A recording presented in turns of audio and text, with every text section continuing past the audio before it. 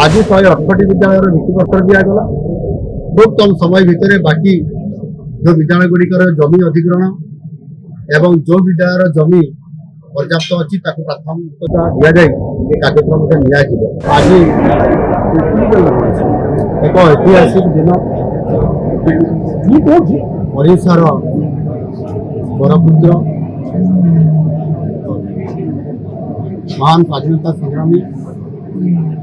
विशिष्ट शिक्षाविद पंडित गोदावरी मिश्र नाम नामित गोदावरी मिश्र आदर्श प्राथमिक विद्यालय भित्तिप्रस्तर आज जन्म माटी बाणपुर तार शुभारंभ कर विशेष करके प्राथमिक स्तर शिक्षा को प्राधान्यता दिया ताकू एक आदर्श विद्यालय मान्यता प्रदान करवा पंचायत स्तर एक मुख्य पंचायत स्तर मुख्य जो पंचायत हेडक्वार्टर थी मुख्य जोटा को आम ग्रहण करवा से भली एक विद्यालय को ग्रहण कर विद्यालय 5 एकर जमी 5 कोटी 7 कोटी टंका पर्यंत गोटे प्राथमिक विद्यालय को निर्माण करवा शिक्षक नियुक्ति ट्रेनिंग देवा सठिक वातावरण तैयारी करवा ये प्रकार गोटे मॉडल को एक मार्गदर्शिका हिसाब से प्रस्तुत कर संपूर्ण भाव में सरकार आज शुभारंभ कर प्रथम दफारे आम 2200 रु अधिक ये प्राथमिक विद्यालय प्रतिष्ठा हम आगामी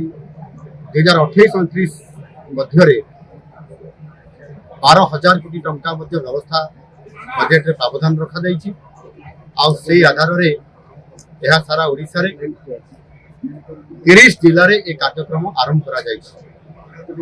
आज 168 विद्यालय भित्तिप्रस्तर दिगला। खूब कम समय भितर बाकी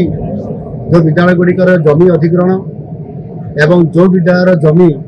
पर्याप्त अच्छी प्राथमिकता दि जाए कार्यक्रम तार निश्चित भाव जो मानव संबल तैयारी करने अर्थात शिक्षा को प्राथमिकता दिया दरकार जो राज्य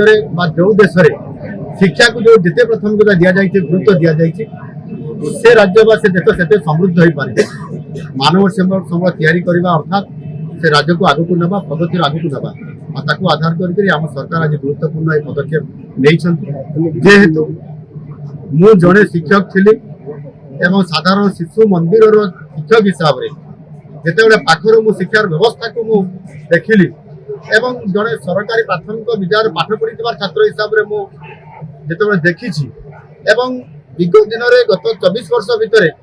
आम सरकार आसवा पूर्व समय पीरियड रे जो परिस्थिति देखिए विद्यालय गुड़िक अति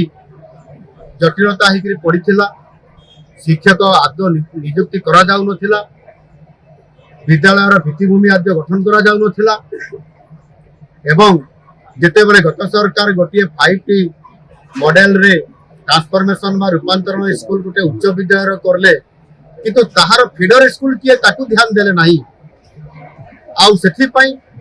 याकू बहुत बड़ा गुरुत्व प्रदान करी मु 2019 रु जेतरे तृतीय थर पई मु विधायक केली विरोधर मुख्य सचेतक केली एहा मु राज्य सरकार को जिला पालन को एवं केंद्र सरकार को मध्य ए बाबद रे मु अवगत करई थी किंतु गत राज्य सरकार याकू ग्रहण कले नहीं आज सौभाग्य आज मु राज्यर मुख्यमंत्री हिसाब से जिते बड़े दायित्व नहीं सरकार परिवर्तन हो आज